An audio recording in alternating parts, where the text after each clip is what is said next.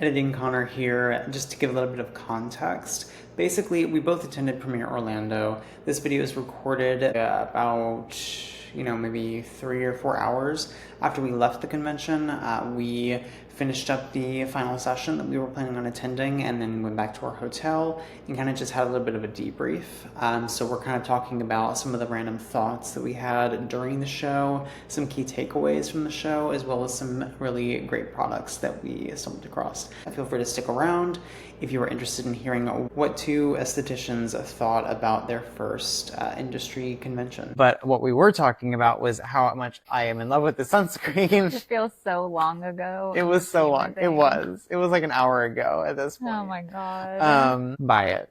Okay. In the same line, talking about sunscreen, TIZO. So they have this tinted moisturizing serum, which is hyaluronic acid, ceramides, glycerin. It's a sheer silky finish. I have the shade medium, zinc oxide sunscreen. It is gorgeous. Love it. I wore it today. You can layer it. So if you want it to be more like a foundation rather than like a tinted sunscreen, you can put an extra layer on top and use it like as makeup, which is what I did. And then I put some like contour on. It's amazing. I love it. You should get it. Yes. Yes. I'll probably buy it at some point. Yeah, I think you need to. The light medium. Yeah. I think. I mean, you can try that, but like maybe like when you're at my house and not like going out into the general public because you'll probably look a little off. So why did we go? We went because continuing education is important, but we were talking about how with skincare, things are ever evolving. It's always changing, especially now as more people are getting into skincare, more people are talking about it. It's more, I feel like growing up, like it just wasn't even a thing. Like you washed your face and like if you were dry, you maybe put some lotion on. If even. I think back to like before I was into skincare and how I would just like wash my face and then go to bed and not put anything. I don't even know that I used a moisturizer that often, honestly. It's like focusing and learning about skincare and like actually taking care of your skin changes so much of your life because if you're It's a lifestyle. I say that all the time. It is. And like it doesn't have to be like you're full in and like you learn everything about everything. That's what the licensed professionals are for. But if you find somebody that can like guide you in the right way, it changes so much. If you like to put makeup on and you're like, why is my makeup not sitting on my skin right? It's probably because you're not doing skincare prep beforehand. Like it ties into so many things. And I think that's probably why it became so huge too, is like it kind of helped that whole like aspect of things. The pandemic grabbed a lot of people's attention, like TikTok and everything made it more popular. And that's kind of like when I started to get more into skincare. And I feel like you were in skincare longer because of your acne. But... Yeah. So like I was in and around it for a while before that, but then like I always used to say that I would be, because like we would talk about this, like my friends and family, we would talk about, should I become an esthetician? My mom was an esthetician, is an esthetician. And I always said like, I thought that I would be a better dermatologist than an esthetician because I'm not passionate about delivering like an experiential facial. No, you're more clinical, you're results driven. Much more clinical, much more about the results. So prescribing basically, I don't prescribe because I'm not a doctor, but like prescribing in the sense that I'm recommending particular products or recommending particular protocols, routines, even recommending certain services too. I might not necessarily be the one that's actually performing them, but because I know how they can incorporate into a given routine, what kind of role they can play in somebody's skincare journey if they're trying to address something specific like acne, for example, they incorporate some of the stuff like what we learned about at the convention, some of the basics like the benzoyl peroxide, the AHAs, the BHAs, and then just keeping the skin hydrated and protected. That was basically the routine. Exfoliate frequently, use benzoyl peroxide to help which is a keratolytic. You didn't talk about this, but it does help to flush out the pores because it does not only kill the bacteria, it also helps to break down some of those skin cells. But the consistency there, as well as the respect for the skin barrier, like not overdoing it, using these things every single day. If you can't tolerate that, that's not,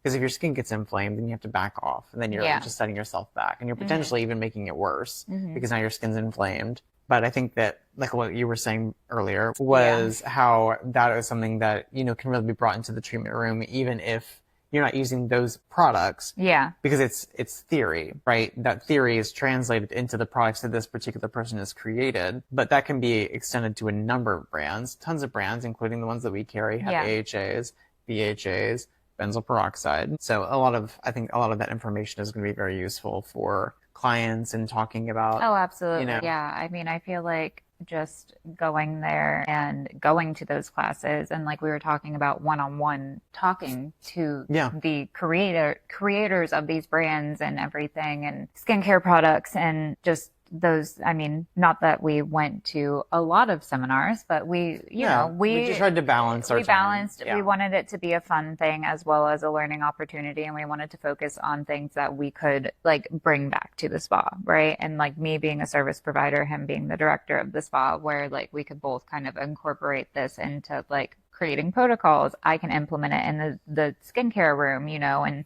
I feel like I did learn a lot from these people, and especially sitting and watching you get a facial done by one of them and getting walked and through being that. talked, like she wasn't just performing it, she was talking us through the whole reason time. behind the whole every single step. And even like he sat there with a mask on for like 20 minutes and she talked the throughout fact that she whole actually time. she has so much respect for the protocol. Yeah.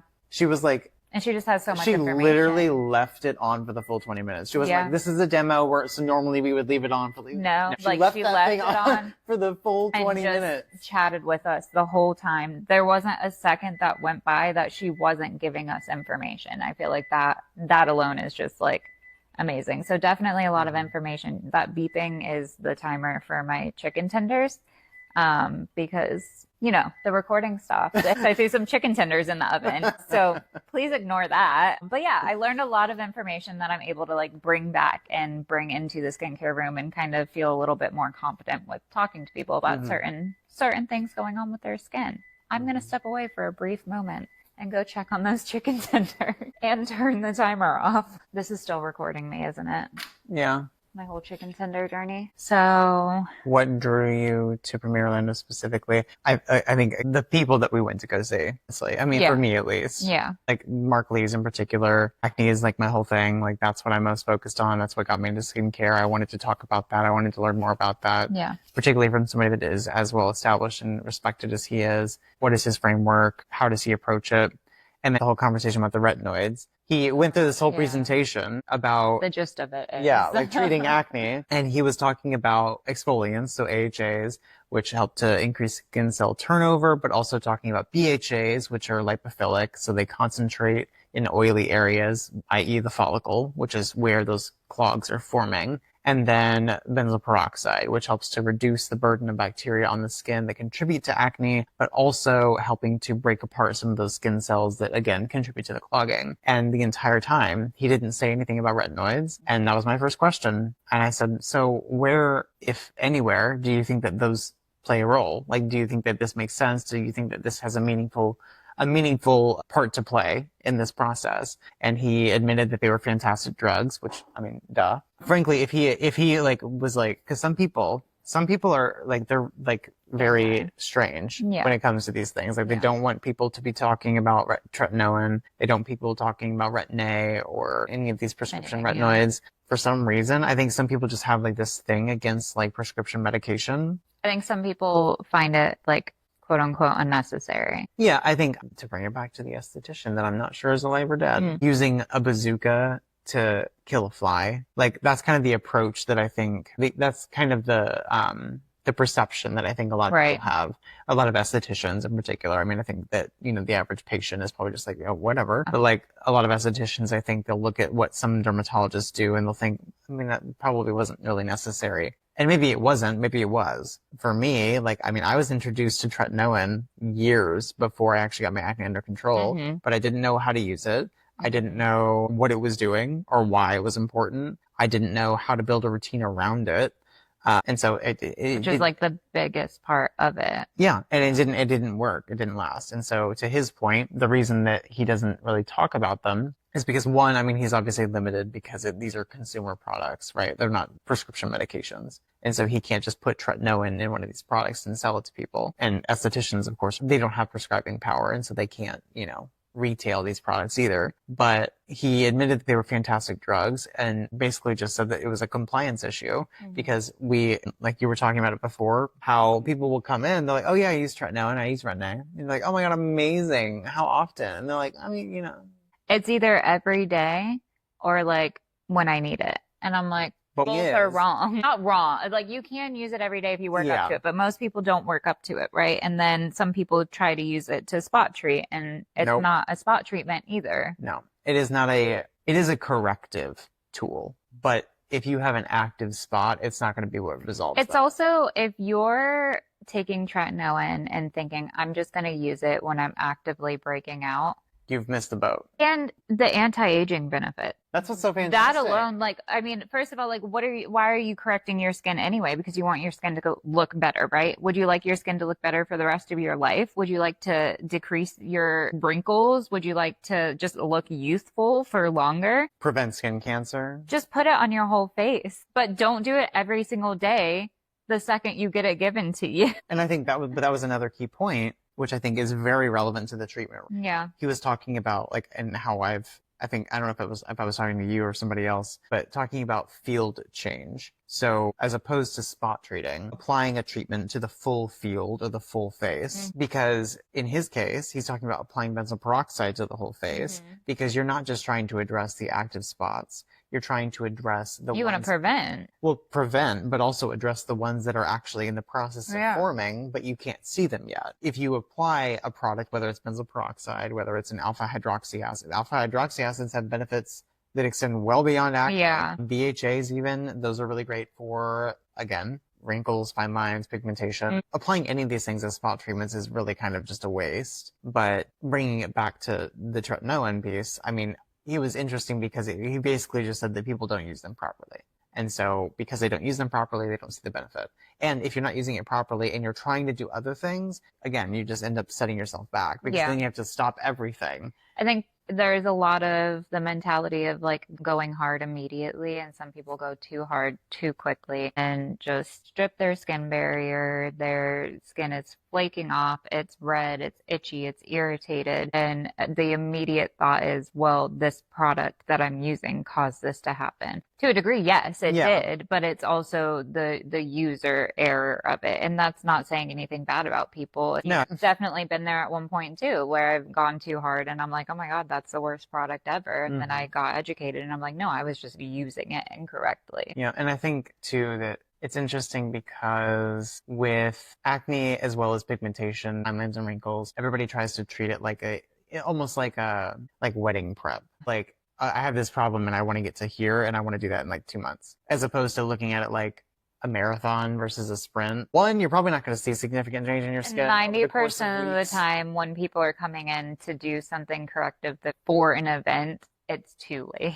It's too late. It's too late in the game. And that's it's not too to say late that for we it to can't. be a safe Yes, thing. it's not that we can't do anything. You can, absolutely. And like you can get the skin looking better, you can get the skin looking glowier, but it's not going to be one exactly where they want it to be. And again, like it's a risk too, because if your skin does have an adverse reaction for something, and then I mean, we won't even at the spa, we don't dermaplane if you're less than 2 weeks out from your wedding. No, if you're not an existing client. Like, yes. If we have no concept if of we how don't know you what products to you're that, using at home, we don't know how often you've come in to get a facial, we don't know really anything about you, we're not going to dermaplane you. And that's like the most simplest of like a skincare, of coming in and getting a service done. Like dermaplaning is amazing, but if we don't know what your background is, we're not going to do it because that is far too risky, especially for such a big day. No, I mean, heaven forbid you have some kind of problem. I mean, yeah,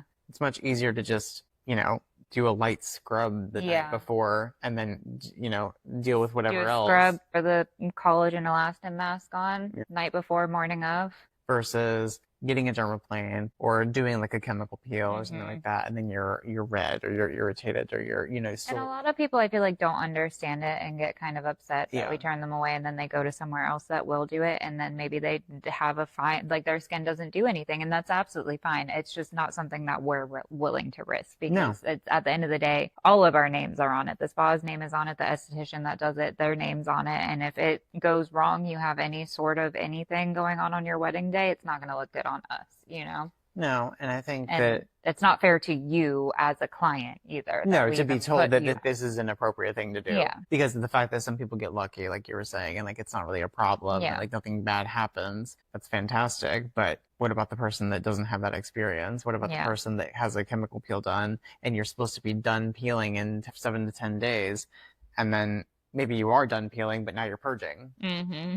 Or maybe you're still A little like red, a dry, little irritated. or whatever the case. All normal, all perfectly Yeah. normal. But if you're not somebody that has been using skincare that your provider is familiar with, you're not somebody that has been seen by that provider consistently, you're not somebody that has been treated by that provider in the past, that provider has no idea how your skin's going to respond. Yeah. It's not ideal. No, it's not fair on either end. It's not fair to the esthetician. It's not fair on the client. Editing Connor here again. If you found that at all interesting, feel free to like the video and subscribe to the channel. This was actually an excerpt from the new podcast that my coworker slash friend and I were planning to start. It's called Filtered Content.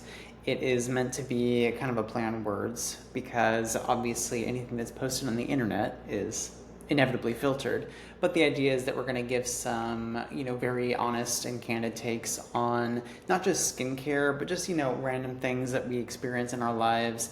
It's going to be, I would say, a broad show, but nevertheless, we're not talking about just skincare. So the idea is that this is going to be a show that people can enjoy for a number of reasons. It's not just because you want to know what the next product is. You're also curious about, best budget-friendly laundry detergent, for example. All of the things. If you are at all interested in hearing our perspective as estheticians, people living in Florida, feel free to give that channel a follow. The links will be in the description. It's brand new, so don't judge the channel. Something that we just kind of wanted to throw out there, just a fun thing. But if you enjoyed this, maybe stick around for more. But I will see you in the next video.